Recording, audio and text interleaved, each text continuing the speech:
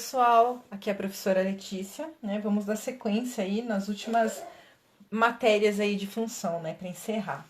Então ficou função inversa, função composta e periódica. Periódica a gente não vai tratar hoje, porque ela tem mais a ver com trigonometria aí, porque leva a função seno e cosseno.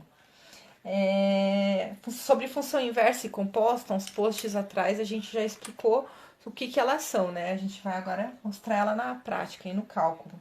Então, a função inversa, né, a gente vai inverter uma função. Então, como que é? A gente tem a função aqui, f de x igual a 2x mais 3, por exemplo. O f de x a gente substitui por y, né, para poder calcular. 2x mais 3. Então, o que que é? Como que eu vou inverter essa função?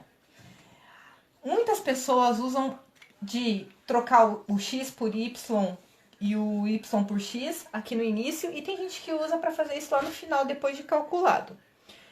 A gente faz essa inversão porque é comum a gente tentar sempre achar o x como incógnita, mas não é algo que vai interferir em nada fazer substituição. Mas eu vou fazer aqui para vocês entenderem o passo a passo, tá? Porque é comum a gente sempre calcular o x. Então, a gente vai usar o y, vai trocar pelo x e o x por y. O resto não muda nada. Agora, a partir de agora, a gente vai isolar o y, tá? Então, aqui, ó, a gente tem junto com o y, a gente tem o 2, e o 2 ele é positivo. Então, eu vou passar para o outro lado do sinal de igual como negativo. Então, eu vou ter menos 2y, o x está positivo, igual a 3. Agora, eu preciso passar o x para o outro lado do sinal de igual. O x está positivo, eu vou passar para o outro lado como negativo. Então, eu vou ter mais 2y igual a 3 menos x.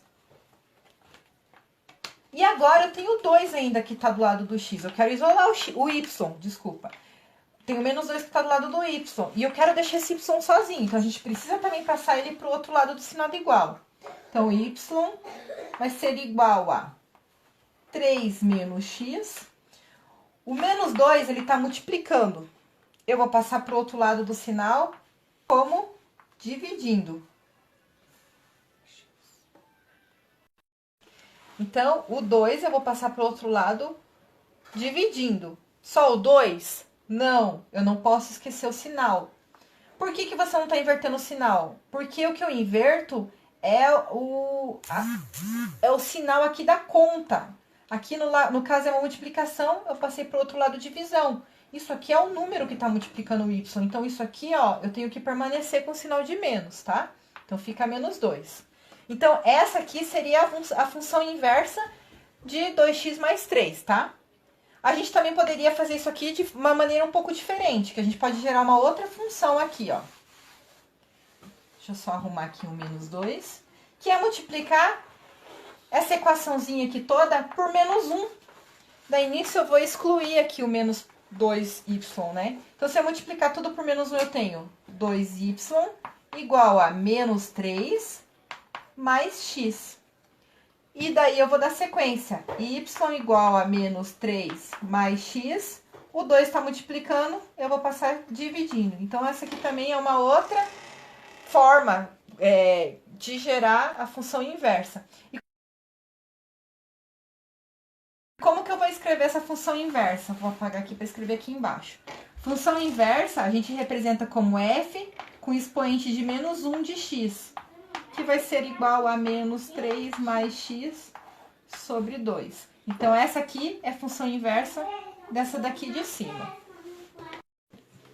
Então, e a função composta? Como que ela funciona? Só para relembrar o conceito aí de função composta, ela nada mais é do que quando a gente tem 3 conjuntos ou mais, né? Pelo menos, aqui conjunto A, B e C.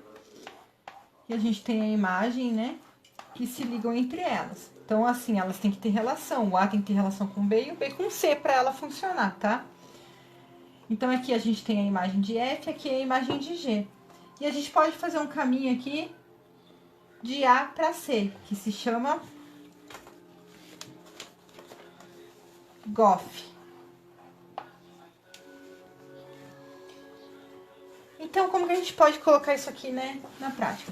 O que que isso significa nos cálculos? Então, por exemplo, a gente tem a função lá, f de x, que vai ser igual a 2x mais 2. E a função de g de x, que vai ser 5x mais 1. Por exemplo. Então, o que que a gente vai fazer? Para fazer o GOF,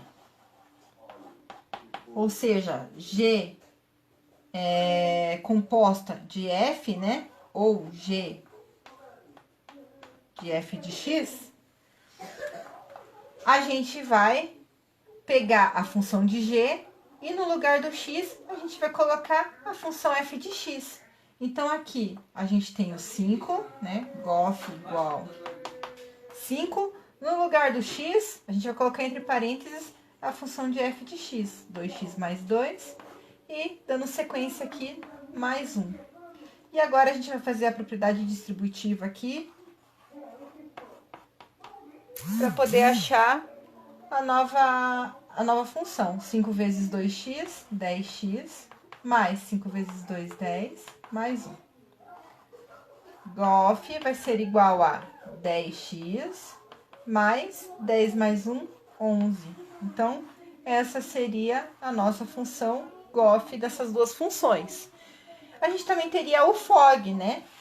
Que seria o outro caminho. Opa, deixa eu colocar de novo as funções aqui. Que seria 2x mais 2. E o g de x, que seria 5x mais 1. Então, o FOG, o que seria o FOG? Nada mais do que f de g de x, tá? Então, aqui a gente vai pegar essa função e no lugar do x a gente vai colocar a função g de x, né? Como tá aqui já escrito. Então, 2, 5x mais 1 e continuando aqui com mais 2. Notem que aqui, ó, FOG, né? O g é o que tá dentro do f, ó. O g tá dentro do f. E no GOF era o f que estava dentro do g, tá? Para vocês saberem qual é que vocês vão colocar dentro de quem aqui. Então, a gente aqui no FOG faz a propriedade distributiva também, como a gente fez.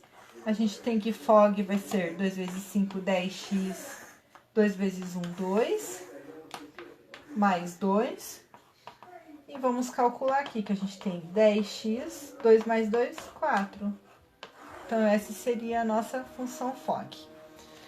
Só isso, gente, bem simples. O nome assusta, mas é bem simples e fácil de fazer.